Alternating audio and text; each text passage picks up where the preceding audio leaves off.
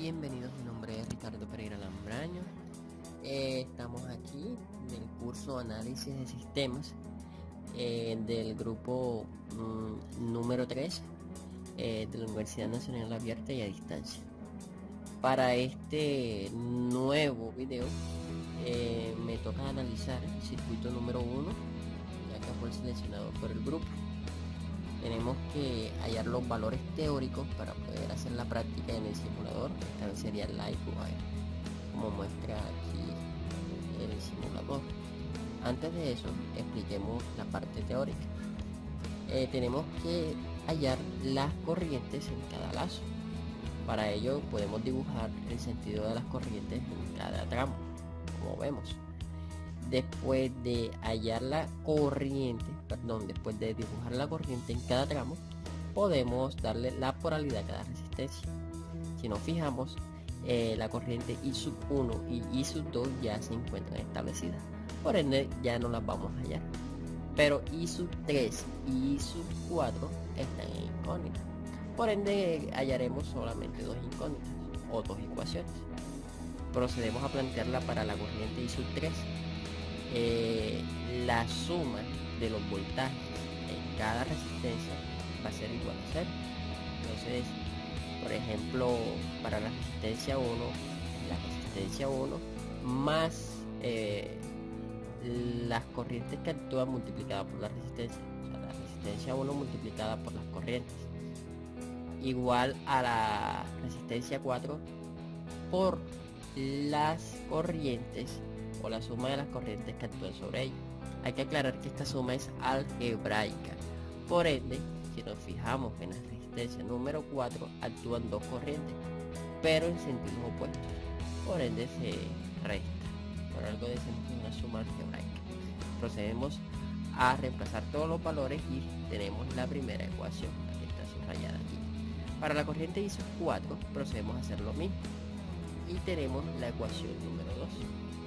Como vemos, tenemos un sistema de ecuaciones que quedaría de esta manera.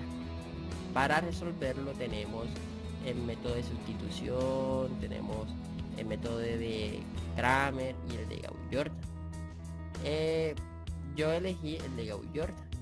Entonces vemos resuelto el sistema y tenemos las corrientes tanto para el I3 y I4 mediante Gauss-Jordan. Después procedemos a hallar los voltajes de las fuentes de corriente, porque es obvio que las fuentes de corriente tienen un voltaje que suministra. Para la fuente número 1 procedemos a aplicar leyes de Kirchhoff. Empezamos la suma algebraica, la fuente más la multiplicación de la resistencia 1 por las corrientes que actúan sobre ella. Procedemos a reemplazar y despejamos el voltaje de la fuente, ya que lo hallamos. Igual para la fuente número 2. Si seguido a esto podemos ver o hallar las corrientes en cada resistencia. Fácil, lo hacemos con la ley de Ohm, voltaje sobre resistencia, y aplicamos. Para la corriente I2 de la resistencia 2, así, vemos que hay una suma algebraica de 3 voltajes que actúan sobre dicha resistencia: el voltaje de la fuente 2, el voltaje de la fuente 1 y el voltaje de la fuente BE, que es la de 12 voltios sobre la resistencia. Procedemos a aplicar y a reemplazar y obtenemos los valores. Así hacemos para la siguiente resistencia. Para la siguiente resistencia vemos que actúan 2 voltajes sobre la resistencia 4 y ahí está la corriente. Para hallar los voltajes, la ley de Kirchhoff aplicamos en cada caso y encontramos los voltajes. Para la potencia sabemos que la potencia es el voltaje multiplicado por la corriente. Aplicamos la ley de Kirchhoff y encontramos la potencia en cada resistencia. Lo que nos interesa es la siguiente tabla que tengo acá abajo, la tabla de los valores obtenidos en el circuito. Entonces sabemos que tenemos 4 resistencias, de 5, de 20, de 100 y de 10, y los voltajes, las corrientes y las potencias. Entonces nos dirigimos al simulador y procedemos a comparar los valores teóricos con los valores objetivos. Entonces le damos play y veamos.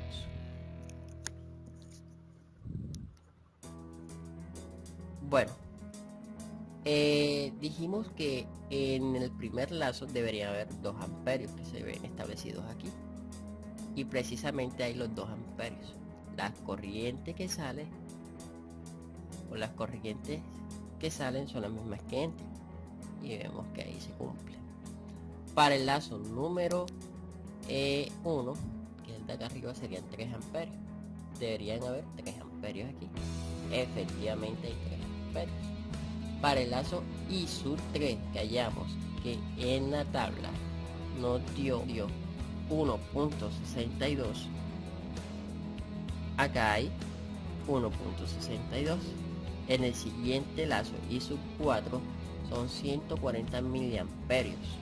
Deberían haber 140 miliamperios.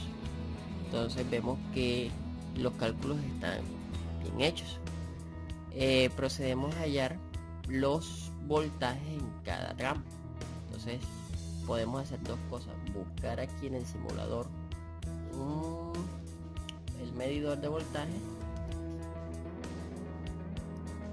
y probamos. Entonces, por ejemplo, para la fuente 1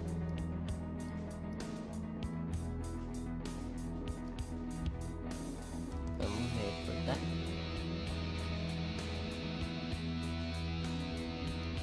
Para la fuente 2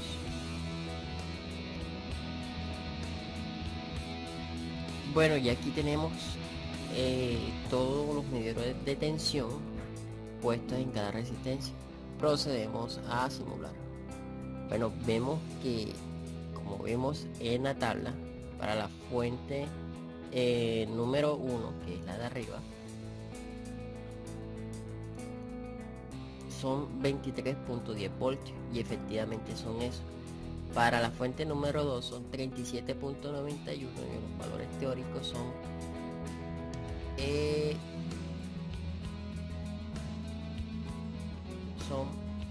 38 voltios. Aquí está, 38 voltios. Entonces vemos que se está cumpliendo eficazmente. Para la resistencia R4 sería 14.81, y vemos 14.8. Entonces está más que bien. Para la siguiente resistencia, que es la R1, viene siendo el voltaje de la fuente 23.10 y 37.91. Para la resistencia 2 viene siendo 2.81, y vemos aquí está 2.8. Vemos que se cumple efectivamente los voltajes en cada tramo o en cada resistencia. Para las corrientes en cada resistencia, veamos. Para la corriente, la resistencia 1, debería haber 379 miliamperios, que es lo que encontramos en el valor teórico, que nos dio 380 miliamperios. Para la resistencia número 1 es 4.62 amperios, y efectivamente es lo que está en la tabla. Para la resistencia número 4, 1.48, y para la resistencia número 2, 140,30 miliamperios. Los que hallamos en la tabla efectivamente se cumplen.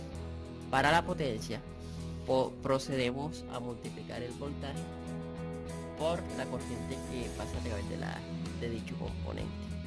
Para R1 vemos que la potencia es de 106,76 vatios. Para R2 es 393,67 milivatios. Para R4 sería 21.92 vatios, y para R3 sería 14.37 vatios. Si observamos en la tabla, efectivamente todo se cumple a la perfección. Entonces vemos que los valores teóricos con los prácticos no tienen una margen de error. Se preguntarán por qué. Bueno, porque el simulador y la teoría van de la mano, y no hay algo tangible o algo real. Quizás en montando este circuito en la Protoboard podemos ver que si hay un cambio, ya que las resistencias no son de precisión. Quizás el instrumento con el que medimos, sea el multímetro, no sea de alta precisión también, o no esté bien calibrado, y entre otras cosas más, pero la margen de error también sería muy mínima. Entonces ya hemos analizado por completo este circuito. Recuerden que mi nombre es Ricardo Pereira, del grupo número 3 de análisis de circuitos, y gracias por ver este video.